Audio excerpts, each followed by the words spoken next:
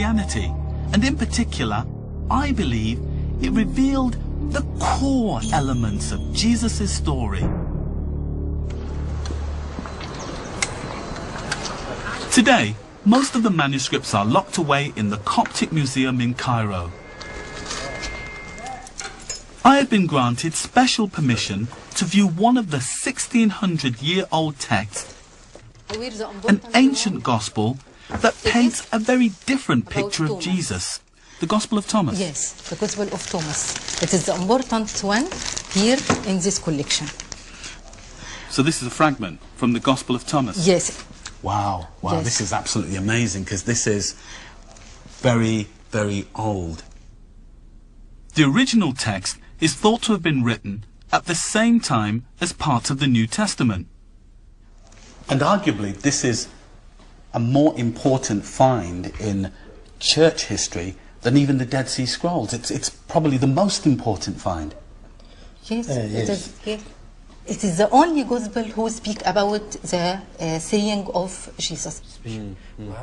The first line of the Gospel of Thomas reads, "These are the secret sayings which the living Jesus spoke." Unlike the Gospels that made it into the New Testament, there are no stories about Jesus' birth, life or death, just his teachings. Do you mind if I hold it? No, sure. No, you can. Wow, this is... Oh, no, I'll keep it in the case because this is a very, very precious and priceless piece of Christian church history because there's a very different image of Jesus presented here through the sayings of Jesus. Yes. The trouble for many Christians is that this gospel has no mention of the virgin birth, no mention of Jesus as the Son of God, and no mention of the resurrection. And for many Christians today, this is heresy. One of the museum's curators was a Coptic Christian, so I asked her how she felt about the Gospel of Thomas. I am Christian, and this idea is totally different about Christianity. Do you think it's heresy? Yes, I think so. But the Jesus here isn't the Jesus you believe in? No. It isn't? No, it isn't. Not at all? Not at all. Do you feel that this is actually a dangerous thing to have here because it isn't part of the traditional understanding of Jesus? Yes, you are right. What is clear from this discovery is that some of the earliest Christians had a very different view of Jesus. A Jesus without the Christian dogma that Paul and his followers revealed later. And for me, that's the real hidden Jesus.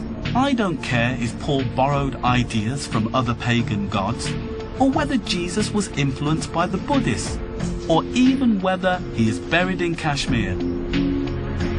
My search has told me that if you want to find the real Jesus, it is his teachings that are important, and in particular, how they can be put into action, just as Gandhi realized 75 years ago. 20 miles south of Bethlehem, in the Israeli-occupied West Bank, I am now on my way to meet up with a group of Palestinian olive farmers. With them are some foreign helpers.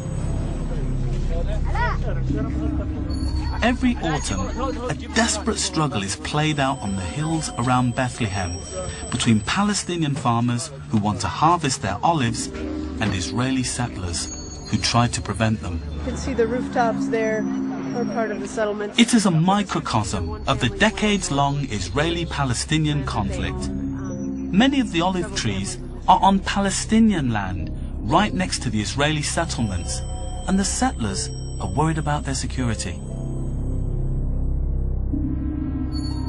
Religious groups tried to help the farmers negotiate access to their land. So it's a Christian organisation? It is. So why did you get involved in this? What's the motivation? Eileen Hansen is a Christian volunteer. We believe that the gospel is about standing in solidarity with people, particularly the poor, those who are facing violence. So we've taken on as peacemakers the gospel call to be peacemakers and to do that actively. So when Jesus speaks of people who follow Jesus being those who make peace, you see that as being an integral part of your faith? Yes, and that it requires an active participation in being a peacemaker. Right. To have faith in Jesus is to take risks, even if that means risking your own life. We come to zones of conflict, in particular, to be peacemakers, because it's one thing to be a peacemaker where there's no risk involved, but armies are sent to zones of conflict and put their lives in danger in order to make war, and we feel that the same call, the same risks must be made by peacemakers if we really are serious about wanting peace. But there are not just Christians here. Leading the negotiations with the Israeli soldiers guarding the settlement is a Jewish rabbi. The very first verses of the Bible, in the book of Genesis, we learn that all human beings are created b'tselem Elohim, in God's image. It doesn't just say Jews or non-Jews, or the rich or the poor, and it makes a point of saying both men and women. And so, starting from that basic idea that we are all created in God's image, we believe that we have a religious obligation to honor that image of God in every human being, and that means honoring people's human rights. The incredible thing here is that we have a Jewish rabbi, helped by a Christian peacemaker team, negotiating on behalf of some Muslim farmers. For me, this is just what the real Jesus would have done. We believe that everybody is created in God's image. The settlers are created in God's image. The Palestinians are created in God's image. Even the soldier with the gun? The soldier with the gun is created in God's image, and we have to have that in front of us at all times. Well, it looks like the commander is coming back. Let's see we'll what find happens. out what's going to happen. Despite the rabbi's best efforts, the army is refusing to let the farmers onto their land. This is an absolutely extraordinary situation. You've got these Palestinians who want to do nothing more than do a day's work, harvest their land. And in order to do that, they've got to get permission from the Israeli army, and they've got to go through this complex negotiation just to be able to do a day's work. Never seen anything like this.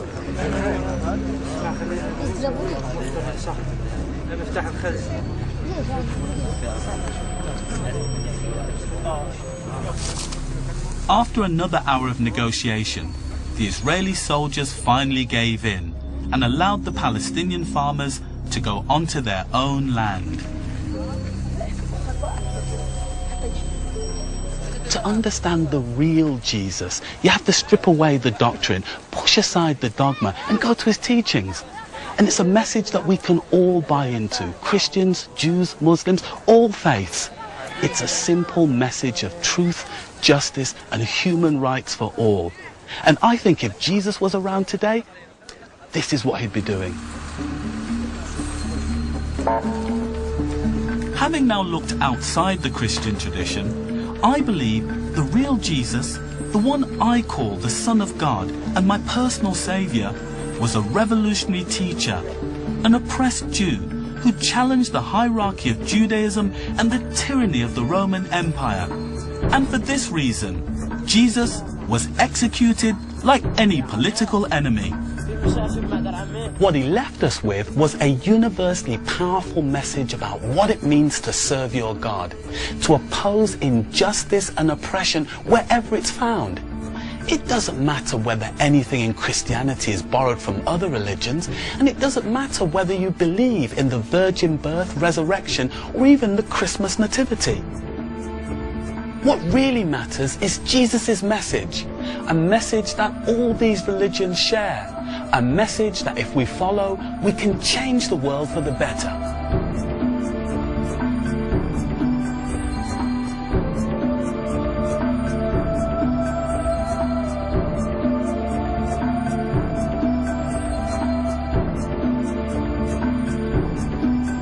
If you want to follow up these issues and find out more about the religions mentioned in this programme, go to the Channel 4 Faith and Belief website at channel4.com/belief.